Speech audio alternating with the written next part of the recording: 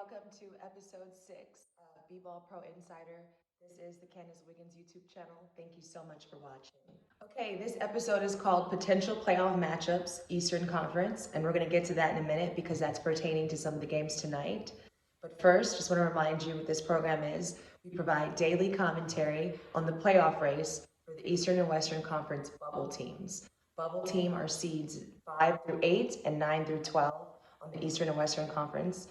We are a predictions program, and the way that we make our predictions is we take the past, in this case yesterday, along with the present today, in order to get a real shape for the future. Let's get right into the games from yesterday. There were 3 big winners yesterday, starting with the Indiana Pacers, who stayed at 5th place, but beat a great Grizzlies team. And the Pacers looked like a top Eastern Conference team yesterday. They were incredible. Most of all, though, they did their homework, meaning that they won at home and they put themselves in a really good position moving forward. So the Pacers have a huge test tonight in the Eastern Conference, and we'll get into that. Also, a big winner was the Raptors.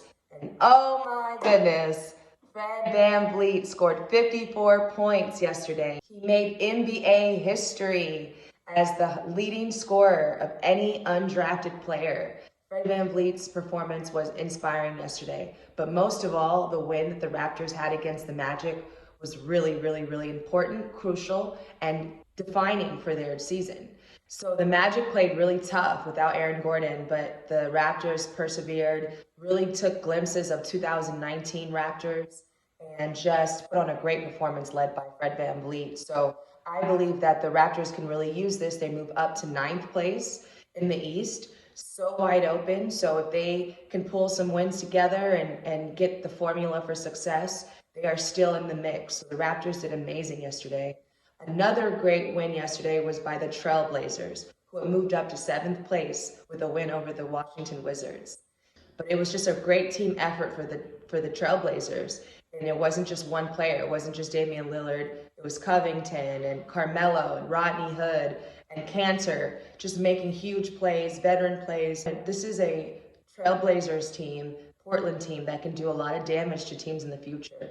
And teams should really be on the lookout for the Portland Trailblazers. They are a team with a very strong identity.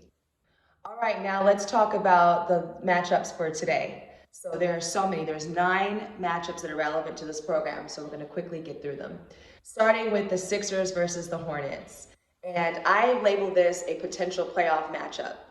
So this is a really exciting game to watch tonight because the Sixers are currently in 1st place and the Hornets are in 8th place. So if there were playoffs today, this would be the first round. But there's not. So you can treat it that way because it's going to be interesting to see the strategies that these teams implement against each other and just really get a good look at, what these teams are both about. So that's a really key game right there.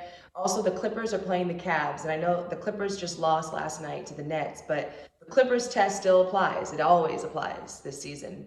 The Clippers, I think that they're not necessarily worried about Eastern Conference teams right now. They're more focused on the Wild Wild West. But it still is going to be a good mark for the Cavs to see how they match up and how they do the Clippers test tonight, especially a Clippers team that is probably not taking their loss to the Nets very well.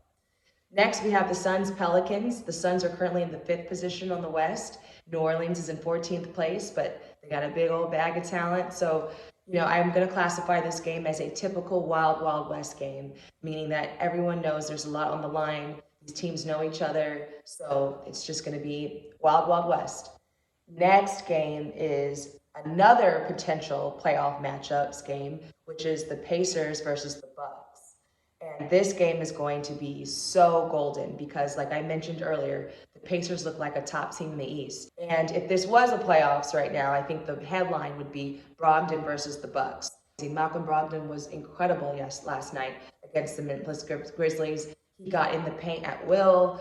He just was so determined, and I think these are the kind of games that I love to watch the most because this is his old team. He's very familiar with them, but this is the Indiana Pacers. So we'll see how the Bucks-Pacers match up today, and I think this is a potential playoff matchup. Okay, next we have the Mavericks versus the Hawks. And the Hawks are currently in 6th place on the East. And they just lost to the Lakers the other night. But what I would say about that game is, even though they took an L, They scored an A on the Lakers test. So they got an L, but they got an A. So that's really a good sign for the Hawks, who are looking to establish an identity. Here's the perfect game for them to bounce back and to show themselves, show the league what type of team they are and how they respond to the Lakers test. Okay, next we have a handful. We have an Eastern Conference and a Western Conference showdown. So we have the Knicks versus the Bulls, and then the Rockets versus the Thunder. So the Knicks versus the Bulls, they just played each other, both teams. Both the Knicks and the Bulls played each other, and the Rockets and the Thunder just played each other. What I'm going to call both these games are, for the Knicks Bulls, I'm calling that an Eastern Conference playoff game. Regular season, though. And I'll explain.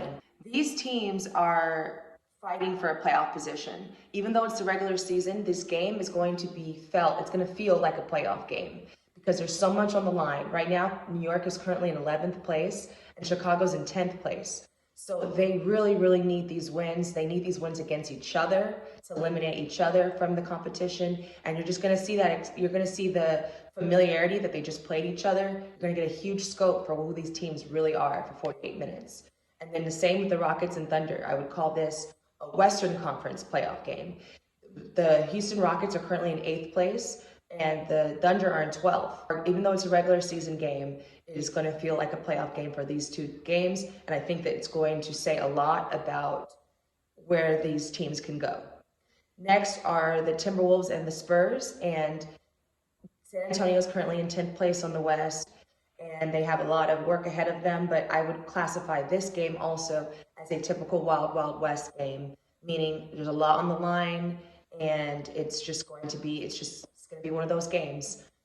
Then the last game lineup are the Celtics versus the Kings. Sacramento is currently in 11th place on the West, so I would classify this game as a do or die directional game for the Kings, meaning this game is going to determine the direction of them because they're playing a worthy opponent. Boston's currently 4th in the East. This is going to show the direction of the team, how they stack up against a Celtics team that is very, very determined, disciplined, all of those things. The Kings, if they lose this game, it really is going to change the direction of the season. And conversely, if they win this game, it would really benefit them, give them some momentum to see if they can stay in the mix. So a lot to see tonight, a lot to determine. And as always, thank you so much for watching this program, and make sure that you catch me tomorrow.